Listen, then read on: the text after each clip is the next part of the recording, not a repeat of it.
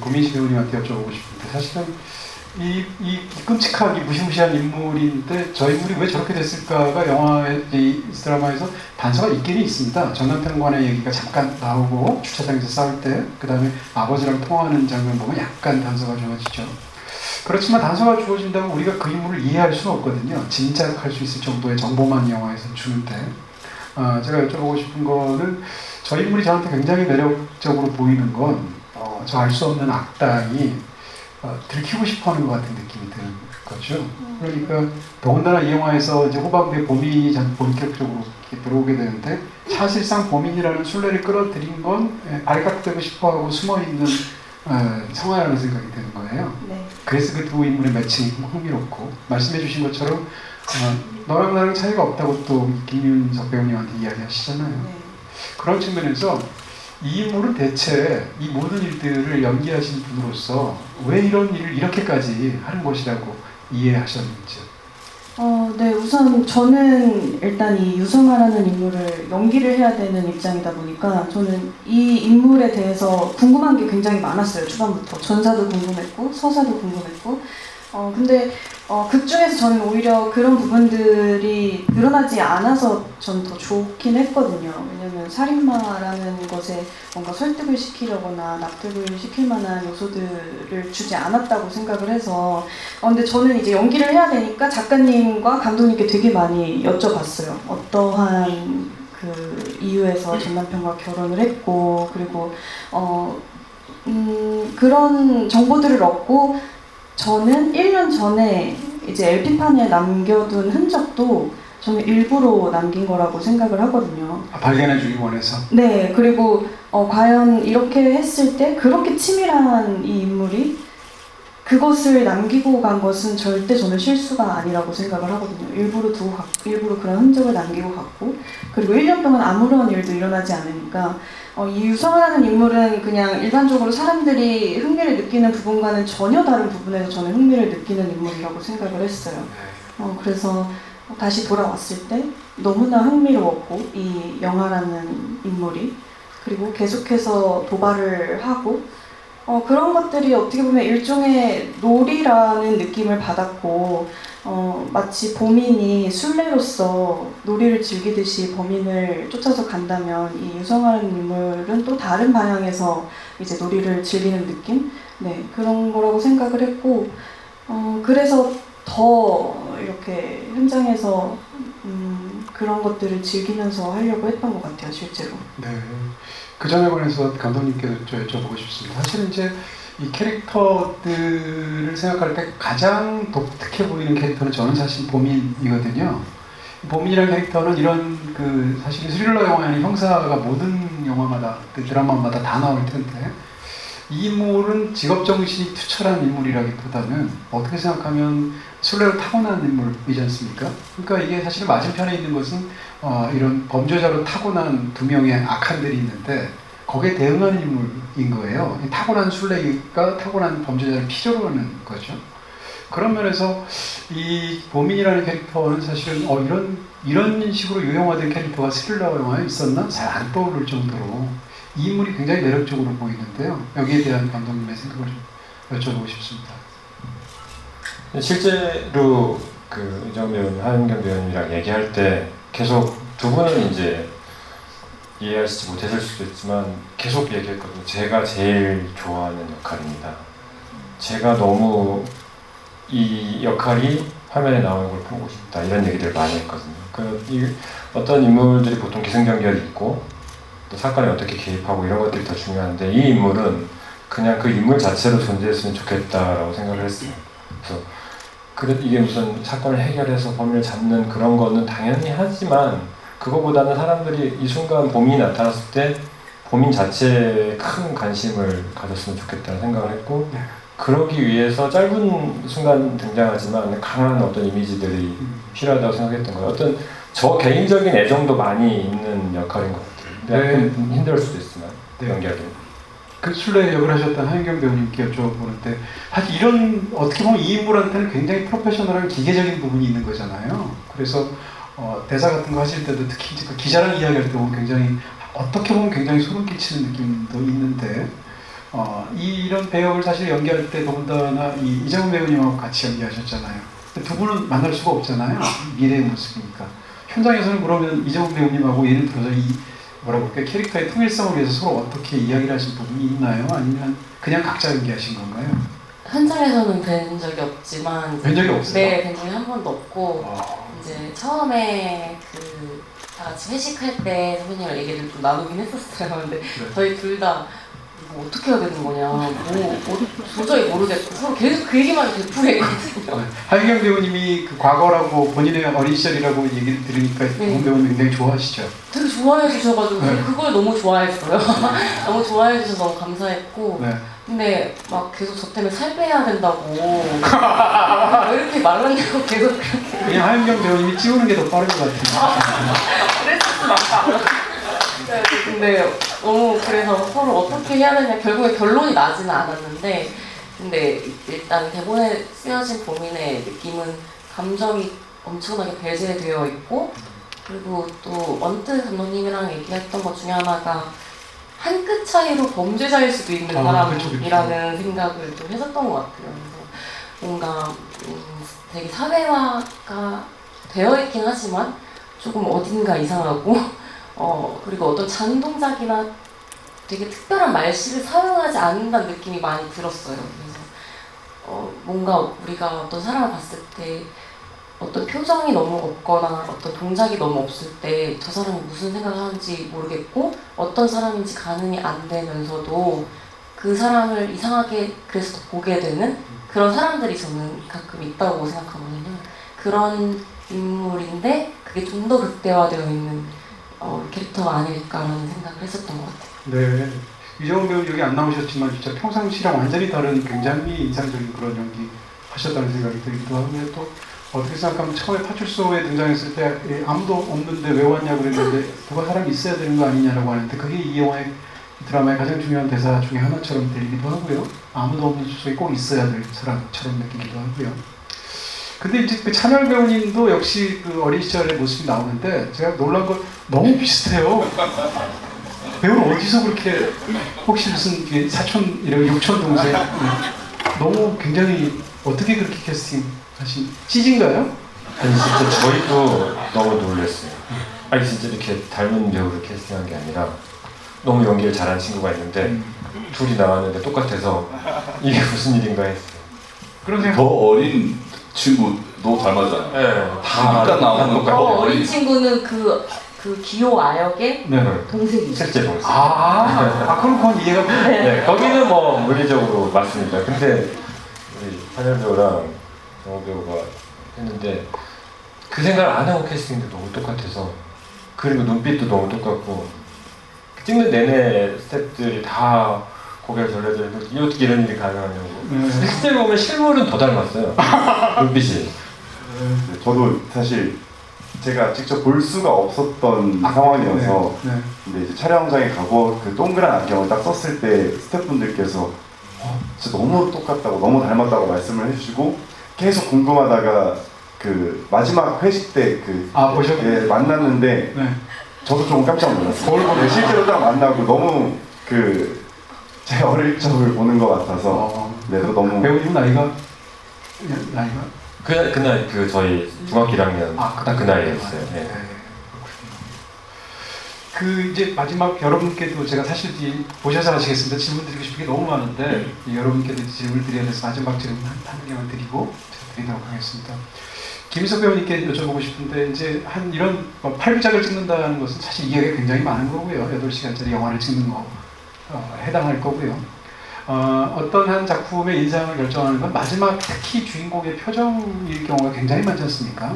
살인의 추억이 어떻게 끝나는지 우리가 기억하고 있고 거미집이 어떻게 끝나는지 기억하고 있는데 그때 표정이 너무 중요한데요. 아무도 없는 숲속에서 마지막 장면을 보면 어쨌건 그냥 평화는 찾아오고 모든 것들은 다 해결된 것 같고 적어도 이야기상 그런 느낌이 듭니다. 근데 김윤석 배우님이 연기하신 마지막 장면에서의 어떤 표정과 이런 걸 보면 심상치 않은 부분 같은 게 있는데 그게 저는 장르적인 연기는 아닌 것 같고요. 그런 측면에서 그 장면을 했을 때 이 이야기를 마치는 그 표정이 그런 것을 끝내야 되는 것에 대한 배우님과 또 감독님에 대한 생각을 좀 듣고 싶습니다.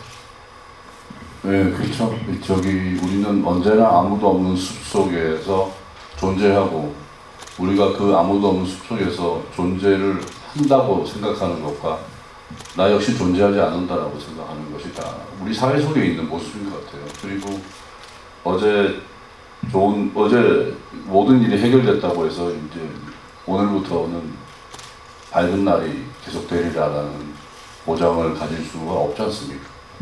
딱 모든 것은 다 진행 중이다. 예, 그런 느낌이었어요. 아직도 끝나지 않았다. 이 모든 것들. 감독님 뭐 시즌2 생각하시는 건 아니죠? 그 표정을 통해서. 네, 생각은 합니다. 생각만 합니다. 근데 지금 죽은 사람이 너무 많아가지고. 그래서 그 물리적인 한계 때문에 힘들다고 생각하고 살렸어야 되나 고민도 하고. 근데 아무 문제 안 되는데요. 보니까 아 그렇죠. 만드는 사람들 보니까. 네, 유성화의 동생이 있었다, 뭐 쌍둥이였다, 이러면 되는 거잖아요. 알고 봤더니 더 무서운 애였다, 뭐 이런 생각. 네. 이 영화의 마지막을 그렇게 이렇게 끝맺으려고 했던 감독님의 생각이에요. 그 마지막 장면도 근데 바로 직전에 나오는 영화가 선열 우리 기호랑 전화 통화하는 장면에서 우린 정말 할 얘기가 많겠네. 우리 그 대사가 사실은 가장 가슴이 남고 또 같이 공유했으면 하는 대사였어요. 그러니까 그 모든 걸 겪었고 나는 내 상황이 어떻든 너의 상황이 어떻든 우리 서로 대화를 했으면 좋겠다 생각을 했고 힘든 거라서 뭐 같이 안아주고 이런 게 아니더라도 뭔가 계속 대화가 이루어지고 개구리들이 홀로 존재하지 않았으면 하는 느낌? 그런 걸 담고 있어서 그때 선배님의 표정이나 기호의 표정들도 저는 되게 애정합니다. 네, 이렇게 해서 뭐 1시간 넘게 제가 그 감독님과 배우분들께 질문을 드렸습니다. 궁금하신 게 너무 많으실 텐데요. 어필하려는 질문 말고 진짜 궁금한 게 있으신 분들 하나씩만 질문을 해주셨습니까? 네. 영어나 뭐 일본어로 이렇게 질문하시면 안 됩니다. 네, 저희 계신 분 할까요? 네. 저 감독님한테 질문 드리고 싶은데 그 드라마에 등장인물이 많기도 한데 다 등장인물들이 다 주요하다는 생각이 들었거든요.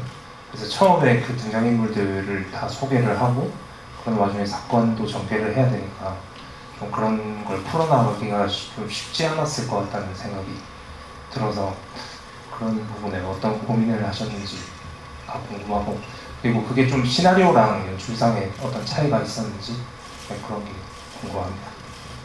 원래 대본부터 이렇게 근데 진짜 많았어요. 지금에 다 끝났으니까 이렇게 완성이 됐고 저는 이제 마음에 듭니다. 완성이 됐고 참 보기 좋구나라고 생각하지만 너무 많은 인물들인데 하나하나가 너무 다 독특하고 한 배역 하나하나가 다 소중한 거예요. 흘릴 수가 없는 그런 경우에 굉장히 고민을 많이 하고 어느 순간에는 일종의 모험을 해야 되는데 그게 이제 보통의 드라마에서는 사실은 어떤 이야기를 주도하는 한두 인물로 몰고 가서 나머지 인물들은 나중에 어떤 쓰고 이렇게 약간 그게 상식적으로 하는 방식인데 이번에 어떻게 보면 조금 모험을 하고 싶었던 것 같아요. 이게 이 드라마를 그렇게 했을 때 뒤에서 이 모든 퍼즐이 맞춰졌을 때 느끼는 감동이 분명히 제가 처음 대본을 봤을 때 느낌이 그런 게 있었거든요. 그걸 좀 공유하고 싶었어요. 방법에 있어서는 여전히 더 연구해야 한다고 생각을 하는데 그거를 꼭 같이 그 감정을 공유하고 싶었던 욕심이 컸던 것 같아요. 쉽지 않았습니다. 네, 또 질문하실 분 계신가요? 네. 그 대배우 등장되고 계신 분? 네. 네, 마이크가 갑니다.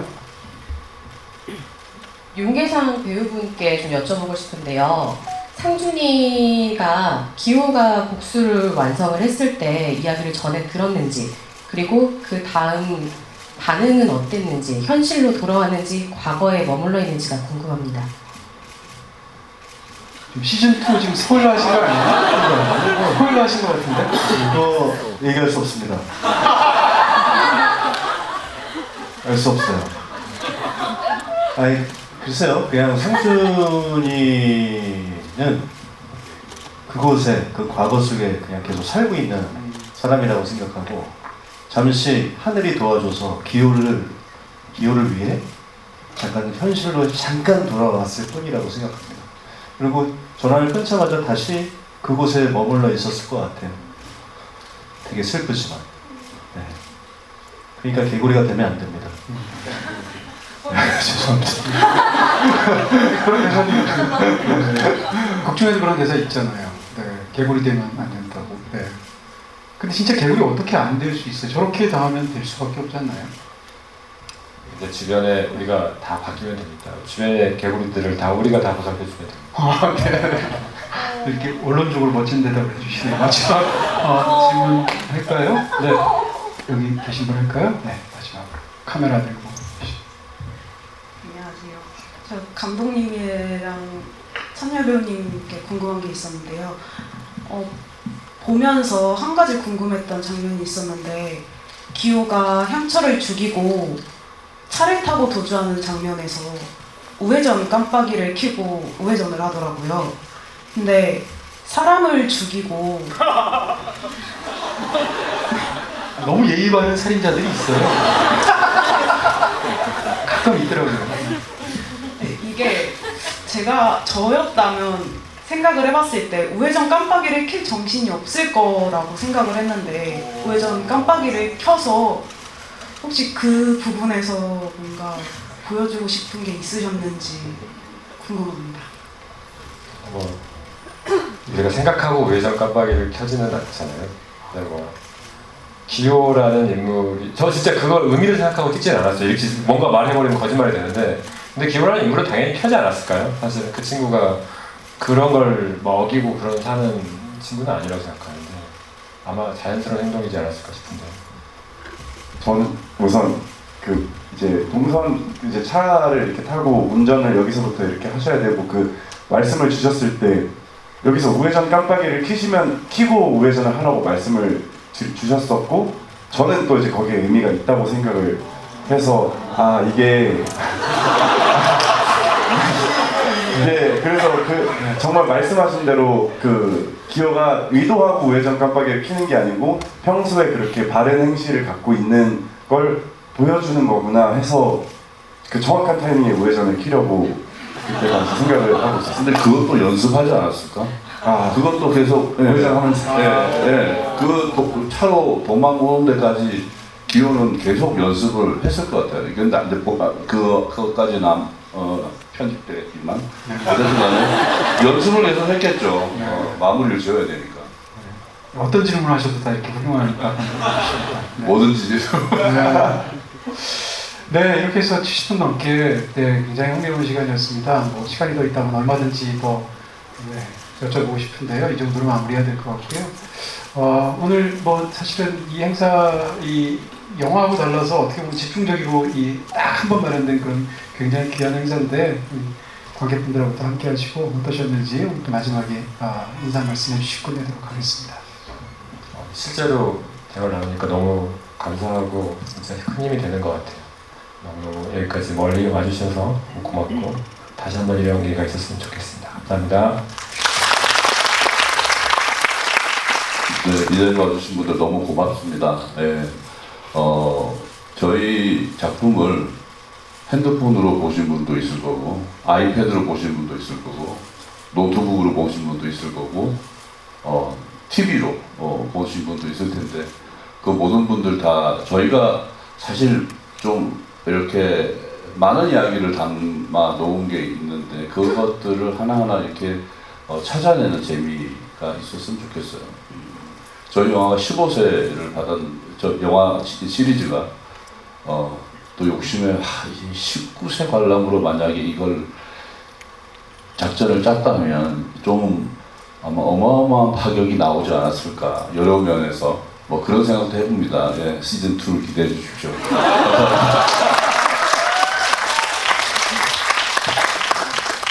네, 그 선배님 말씀대로 드라마를 보시면 곳곳에 숨겨둔 의미 같은 게 굉장히 많아요.